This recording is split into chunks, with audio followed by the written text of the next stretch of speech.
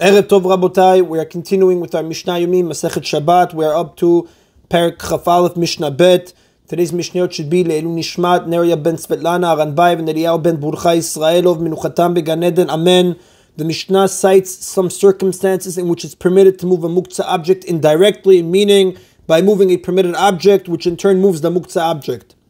Ha'even shal pi chavit, if a stone is on top of a barrel, and one needs to move the stone to take wine from the barrel, matah al tzidah v'nofelet, he may tilt the barrel on its side so that the stone falls off, but the commentaries say he may not lift the barrel, he may not lift the entire barrel to shake off the stone, because raising an object is a stronger form of movement than tilting it. So if it's possible to tilt the barrel, one is forbidden to raise it, as the Tool says in Orach Chaim, chapter 309. Now normally if a permitted item is used to hold or support something that is muktzah, the permitted item itself becomes muktzah, what we call basis davar asur. In the Mishnah's case, if the barrel would be a forbidden base, one would not be allowed to move it at all. So we must say therefore that the stone was not deliberately placed on the barrel before Shabbat to remain there. Rather, someone put it there before Shabbat and then forgot to take it away. Therefore, it's permitted to move the barrel, because an object does not become a forbidden base unless one intended that the muktzah object should remain there on Shabbat. That's how Tosfot Yom Tov explains the Mishnah. Haita ben echaviyot, if the barrel was between other barrels and he's afraid that the stone will damage the other barrels when it falls off, magbiah umatah al tzidah v'nofelet, he may lift the barrel, move it to a safe area, and then tilt it on its side so that the stone falls off. Ma'ot shalakar, if money was left on a pillow and one needs to use the pillow, no'eret akar ve'noflot, he may shake the pillow so that the money falls off.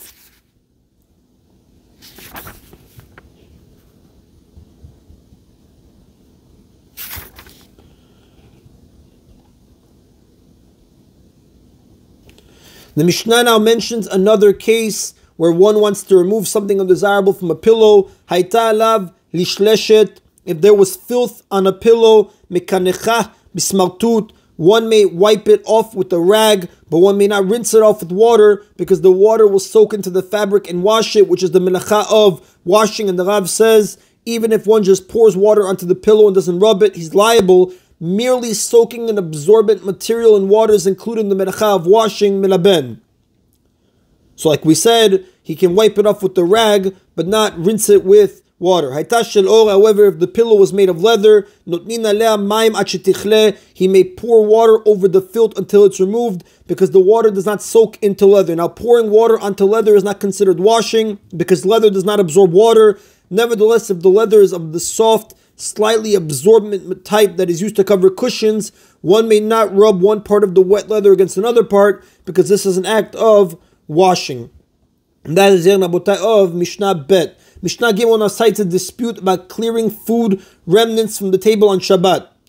Bet Shammai Amrim, Bet Shammai say, Makbihin mina shulchan atzamot uklipin, we may lift bones and shells from the table by hand if they are fit for animal food, because animal food is not muktzah. However, the Rav says bones and shells that even animals do not eat are muktzah and may not be moved. Ubet Hillel Omrim, but Bet Hillel say, Notelet tavla chulah umna'arah, one may lift the entire board, meaning the tabletop itself, or a separate board upon which food is placed, and shake it so that the bones and shells fall off, but one may not lift them by hand. Since they did not become animal food until Shabbat, they are nolad, which is a form of muktzah.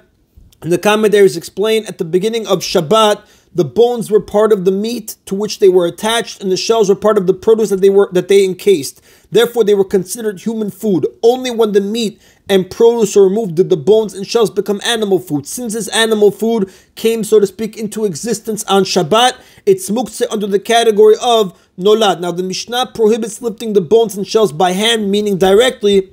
It's permitted to remove them indirectly by lifting up the board, which is not muktzah, and shaking them off. Now, the Gemara, the Rav says in Masechet Shabbat, page 143a, cites a tradition that Bet Hillel rule more leniently with respect to muktzah than Bet Shammai do. Therefore, the Gemara asserts that the two names in our Mishnah have been incorrectly switched. In fact, it's Bet Hillel who allow lifting bones and shells from the table, and it's Bet Shammai who require lifting the board and shaking it. Basically, the Rav says, based on the Gemara, switch the names.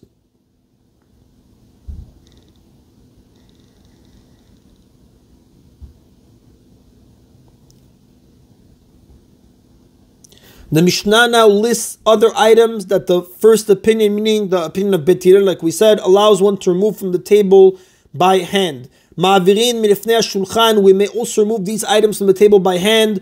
Perurin, pachot mikizayit, v'se'ar shel afunin, v'se'ar shel aldashim, pieces of bread, even if they are smaller than an olive's volume, the pods of chickpeas and the pods of lentils, although they are unfit for human consumption, they are not muktzeh, because they are animal food. The Mishnah now considers another aspect of cleaning a table on Shabbat. Sfog. This is the law of using a wet sponge to clean a table. If it has a leather handle, we may wipe the table with it. And the commentaries say, since the sponge has a leather handle, and so one does not hold the sponge itself with his fingers, it's possible that no water will be squeezed out. And the Mishnah refers to a person who does not intend to squeeze water out of the sponge, but only to gently wipe the dirt off the table. Therefore, even if some water happens to come out, his act is permitted under the rule of Devar She'eino Mitkaven, something that is unintended.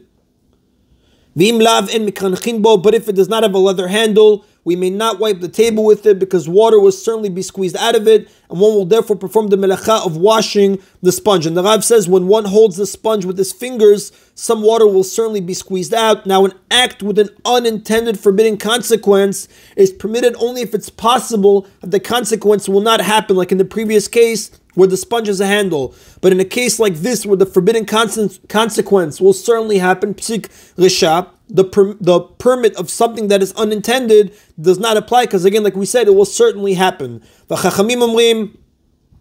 sages say, ben kach uben kach nital b'Shabbat. Either way, whether it has a leather handle or not, it may be moved on Shabbat because it is a utensil. But it is not able to become tameh even though it's a utensil. Now the commentaries explain a sponge that lacks a handle may be moved only when it's dry, because when wet, water will inevitably be squeezed out of it. Now the main use of a sponge is to wipe things clean when it's wet. Therefore, if it has a handle, it's a utensil whose primary use is permitted, which may be moved without restriction. But if it does not have a handle, its primary use is forbidden, and therefore it may be moved when dry, only for permissible purpose or to free the place that it occupies. Now, the Mishnah concluded by saying is not able to become tameh. The commentaries say tumah can be transmitted to people, food, and utensils, kelim. However, even items in the category of utensils cannot become tameh unless they are made of wood, sackcloth, metal, meaning earthenware or leather, or they are garments made of wool, linen, and the like. Now, since a sponge is not any of these things, it is not able to become tameh. Now, even if it has a leather handle, a sponge is not a utensil, because it is the main object, the sponge, that counts, and not the secondary part like a handle. Now again, Rabotai, as a disclaimer that we made many times, we're simply reading the Mishnah for the practical laws of using a sponge, wiping a wet table with a smartut, with a rag, etc. You have to always refer to the Shulchan Aruch, with the Acharonim, the Poskim, and ask your local Orthodox rabbi for the proper way to go about that on Shabbat. Baruch Adonai Le'olam. Amen v'amen.